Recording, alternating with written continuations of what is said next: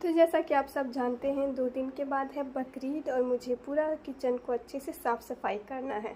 तो मैंने स्टार्ट किया साफ़ सफाई, मतलब सब चीज़ समेट के मैंने सोचा फिर साफ़ सफाई करेंगे, लेकिन मुझे ऐसा ठीक नहीं लगा। फिर भी सभी चीज़ को बाहर निकाला। बाहर निकालने के बाद पहले मैंने सभी चीज़ को धूप में अच्छे से सूखने के लिए दे दिया, क्योंकि ये सब बारिश में थोड़ा थोड़ा भीग गया था फ्रेंड्स।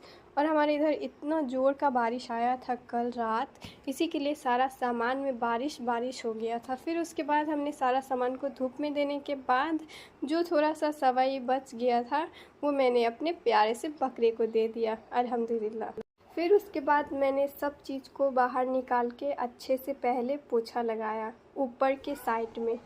फिर उसके बाद किचन को अच्छे से क्लीन करने के बाद उसमें भी पोछा अच्छे से लगा लिया। फिर उसके बाद मैं अपने बकरे को देखने के लिए आई ये खा रहा है या नहीं, लेकिन ये नहीं खा रहा था, पता नहीं क्यों। ये पानी भी नहीं पी रहा था, हमने इसे पानी भर के दिया था ठंडा ठंडा वाला। फिर उसके बाद हम उधर से आने के बाद अब बारी है घर की। अब घर की सफाई करने में तो मैं बहुत थक गई थी फ्रेंड्स, पर कोई बात नहीं, मैं फिर भी टोटल सफाई करने के बाद मैं मिरर देख रही थी कि देखो कितना ज़्यादा मैं लाल हो चुकी हूँ साफ़ सफाई करते करते।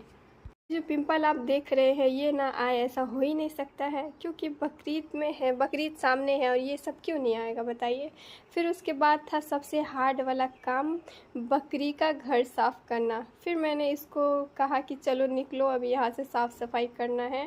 तो ये बकरी मतलब खड़ा होके सो रही थी। फिर उसके बाद हमने सब साफ़ सफाई करने के बाद देखा कि बकरी का खाने का पत्ता जो है ख़त्म हो चुका था। तो उतना ऊपर था गाछ, इसी के लिए मैं नहीं तोड़ पा रही थी। तो मैंने आम का पत्ता सब तोड़ के दिया बकरी को खाने के लिए, लेकिन बकरी खा रही थी तो इसी के लिए हमने बहुत सारा आम का पत्ता फिर तोड़ा और मैं बकरी को दे दी। ये आम इतना नज़दीक है, मेरा हाथ बार बार वहीं जा रहा था।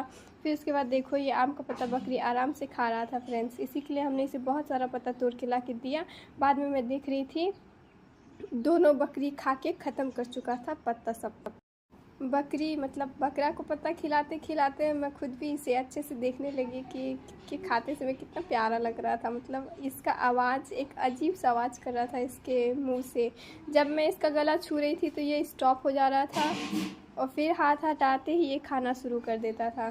तो देखो किचन साफ़ सफाई करने के बाद हमने सब सामान उसमें सेटलमेंट कर दिया जो हमने बिखार के रखा था, और जो धूप में हमने दिया था सूखने के लिए वो सब भी हमने अच्छे से ये कर लिया, डब्बे में भर के रख दिया, क्योंकि ये सब की अभी बहुत ज़रूरत पड़ने वाली है, क्योंकि सामने ईद है। तो आप सभी को मेरी तरफ से एडवांस में ईद मुबारक। और